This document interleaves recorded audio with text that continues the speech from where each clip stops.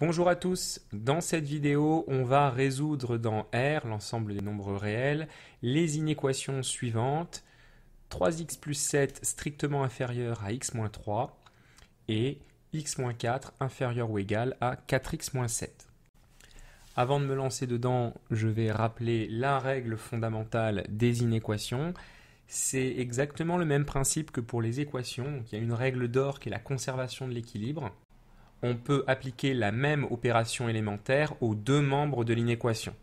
Ce que j'appelle opération élémentaire, c'est ajouter ou soustraire une quantité, multiplier par une quantité différente de 0 ou diviser par une quantité différente de 0.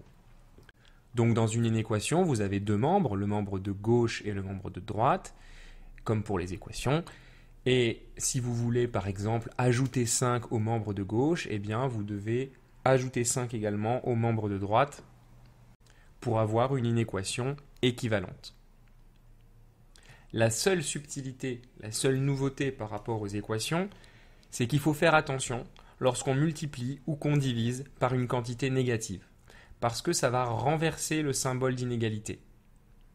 Si vous voulez multiplier par exemple le membre de gauche ici par moins 2, vous multiplierez aussi le membre de droite par moins 2, mais il va falloir renverser le symbole, c'est-à-dire qu'au lieu de mettre strictement inférieur, on le retournera en strictement supérieur, parce que multiplier ou diviser par une quantité négative, ça change le sens.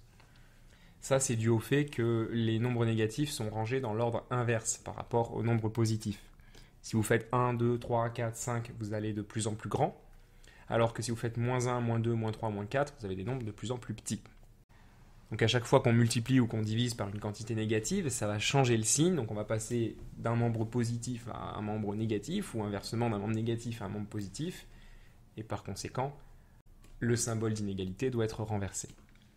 Donc voilà pour la règle fondamentale sur les inéquations. Maintenant, il va falloir choisir les opérations qu'on veut appliquer des deux côtés pour pouvoir isoler x. On va chercher à isoler x à gauche dans les deux cas. Donc, il faut faire disparaître les x qui sont à droite. Sur la première inéquation, il n'y a qu'un seul x à droite, donc on a envie de faire moins x pour l'enlever. Par conséquent, d'après la règle d'or, il faut faire moins x de l'autre côté également. Ce qui fait que 3x plus 7 moins x, ça va faire 2x plus 7. Et à droite, on a x moins x qui vont disparaître, et il va rester moins 3. Donc là, c'est bon, on n'a plus de x à droite. Maintenant, il faut isoler le x à gauche. Pour ça, il faut se débarrasser du 2 et du 7. Donc on va commencer par enlever 7. Et ensuite, vu que le 2 est multiplié au x, on divisera par 2. Si on enlève 7 à gauche, on doit faire de même à droite. Il va rester 2x à gauche. Et à droite, on va avoir moins 3, moins 7, ce qui va faire moins 10. Et ensuite, on divise par 2. Donc, je rappelle, quand on multiplie ou qu'on divise, on doit faire attention. Quel est le signe de la quantité par laquelle on multiplie ou on divise? Ici, ça va, 2 est positif, donc pas de souci, il n'y a pas besoin de changer le sens.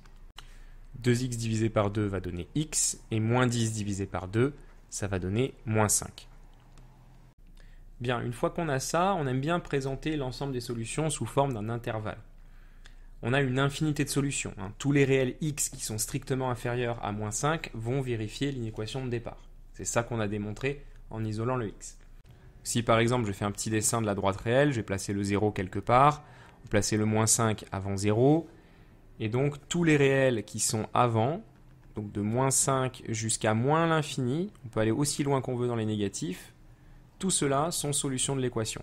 Et le moins 5, il est exclu parce qu'on voulait une inégalité stricte.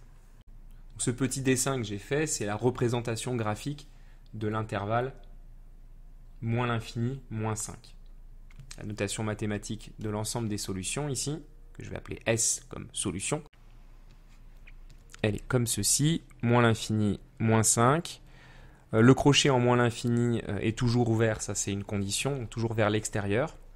Et le crochet en moins 5, il est aussi vers l'extérieur parce que le moins 5 n'est pas accepté. On veut x strictement inférieur à moins 5. On n'accepte pas que x soit égal à moins 5. Donc l'ensemble des solutions de notre équation, c'est cet intervalle moins l'infini, moins 5 ouvert. Ce qui, je le répète, veut dire basiquement l'ensemble des réels strictement inférieurs à moins 5. C'est juste une façon mathématique de le noter. Pour la deuxième équation, on va faire exactement la même chose. Maintenant, on veut se débarrasser d'abord du 4x qui est à droite, donc on a envie d'enlever 4x. Du coup, on doit enlever 4x de l'autre côté également.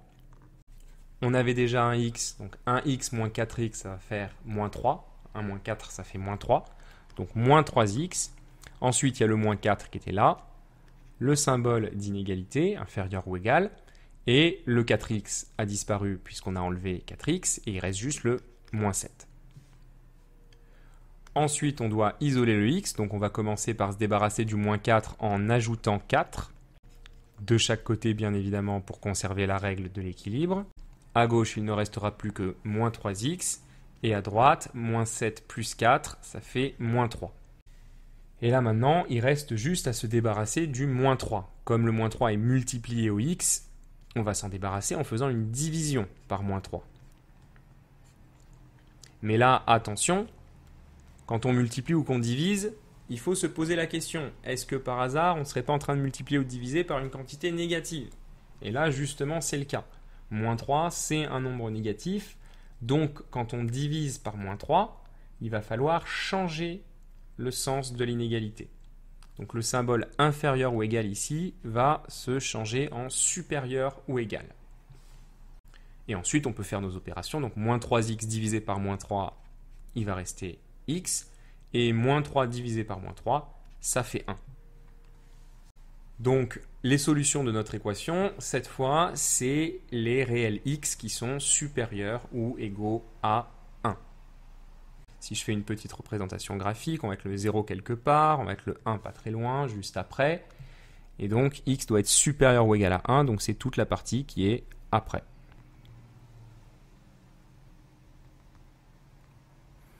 De 1 jusqu'à plus l'infini. Et là, je mets un crochet qui inclut le 1, donc vers l'intérieur, puisqu'on accepte que x soit égal à 1. Donc, sous forme d'intervalle, notre ensemble S des solutions va se noter 1 avec un crochet fermé, plus l'infini, avec un crochet ouvert, comme toujours avec l'infini. Et si vous n'êtes pas à l'aise avec ces intervalles, gardez en tête que c'est juste une notation. Ici, cette notation 1 plus l'infini, ça représente juste l'ensemble des nombres réels supérieurs ou égaux à 1. C'est ce qu'on avait déjà écrit ici sous forme d'une inégalité. Les notations des intervalles, c'est une manière très synthétique de représenter ces ensembles et on la croise très souvent en mathématiques. Elle est relativement intuitive une fois qu'on a compris le principe de crochet fermé, crochet ouvert, donc je vous invite à l'utiliser dès que l'occasion se présente. Et lorsqu'on résout des inéquations, il arrive souvent que l'ensemble des solutions soit un intervalle.